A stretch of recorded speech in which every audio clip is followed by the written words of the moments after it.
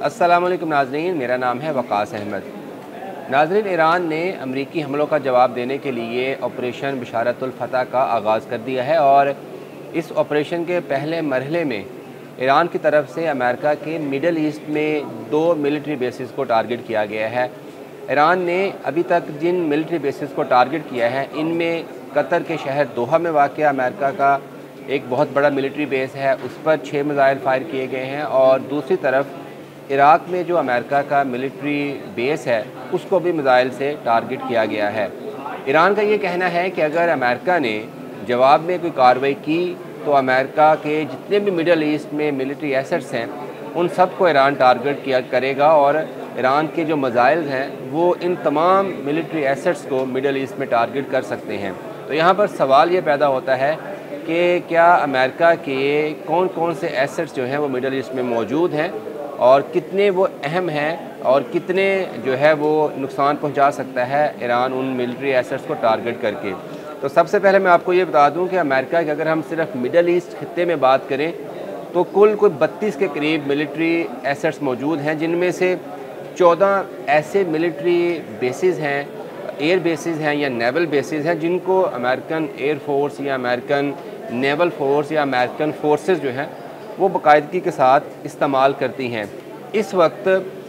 Middle east में जो America के मिलिट्री एसेट्स हैं, बेसिस हैं, वहाँ पर 40 से 50 हज़ार अमरीकी फ़ौजी जो है वो तैनात हैं और इनमें बेशतर जो फ़ौजी हैं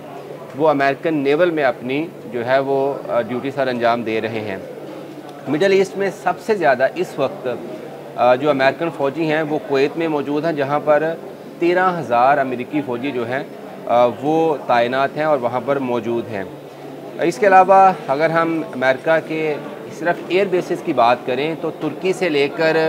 पूरे मिडल ईस्ट में 18 के करीब ऑपरेशनल एयर बेसिस हैं, जिनमें तुर्की में 2 एयर बेसिस हैं, सऊदी अरब में 2 से 3 एयर बेसिस हैं, इराक़ में एयर बेसिस हैं, ओमान में, कुवैत में, बहरीन में। इन तमाम ममालिक में ईरान के जो एयर बेसिस हैं वहाँ पर मौजूद हैं और अमेरिकन फ़ज़ाइया के जो जदीद जंगी त्यारे हैं वो इन एयर बेसिस पर हर वक्त मौजूद रहते हैं। इसके साथ साथ अमेरिकन का जो नेवल फ्लीट है वो भी एक बड़ी तादाद में मिडल ईस्ट के पानियों में मौजूद है और सबसे बड़ा जो अमेरिका का नेवल फ्लीट है वो बहरीन में तैनात है और ये भी कहा जाता है कि जो सेकंड लार्जेस्ट कहीं पे अमेरिकन नेवी की डिप्लॉयमेंट है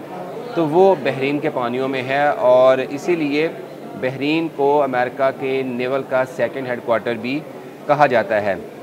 मिडल ईस्ट में जो समंदरी अड्डे हैं, जो नेवल बेसिस हैं अमेरिकन मिलिट्री के, उनकी तादाद कुल 8 से 9 बनती है और इनमें ये जो अड्डे हैं इनमें सऊदी अरब में भी अमेरिका के नेवल बेसिस हैं, ओमान में भी हैं, उसके अलावा बहरीन में हैं, कुवैत में भी हैं और एक थोड़ा सा दूर करके इथियोपिया के एक शहर में भी एक अड्डा मौजूद है और जो अमेरिका बवक्त ज़रूरत इस्तेमाल कर सकता है। इसके साथ साथ यूएई में भी ना सिर्फ अमेरिका के नेवल बेसिस हैं बल्कि जो मिलिट्री बेसिस हैं वो भी मौजूद हैं। ये जितने भी बेसिस हैं, मिडल ईस्ट का जितना भी ख़ित्ता है, ये ईरान से इसका जो फ़ासला है वो तकरीबन 12 से लेकर 1400 किलोमीटर तक बनता है और हालिया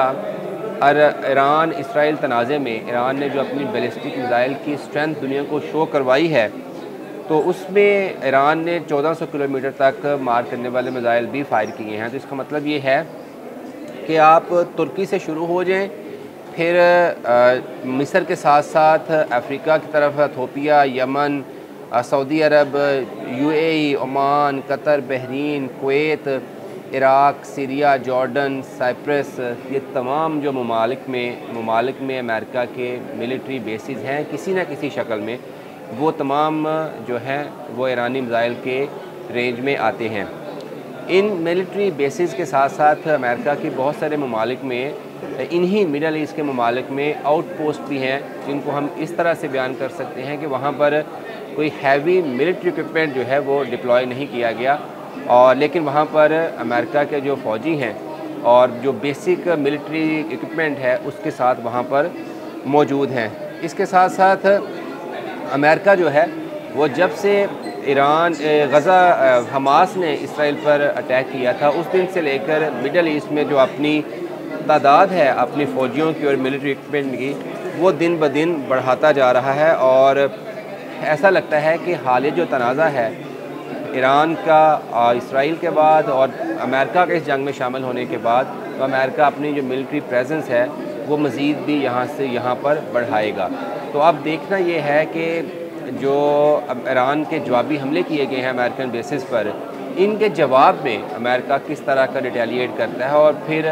अगर अमेरिका रिटेलिएट करेगा तो फिर यकीनी तौर पर ईरान भी रिटेलिएट करेगा, और फिर ईरान ने जैसे कहा है कि वो मज़ीद जो मिलिट्री बेसिस हैं अमेरिका के इस खित्ते में, उनको निशाना बनाएगा।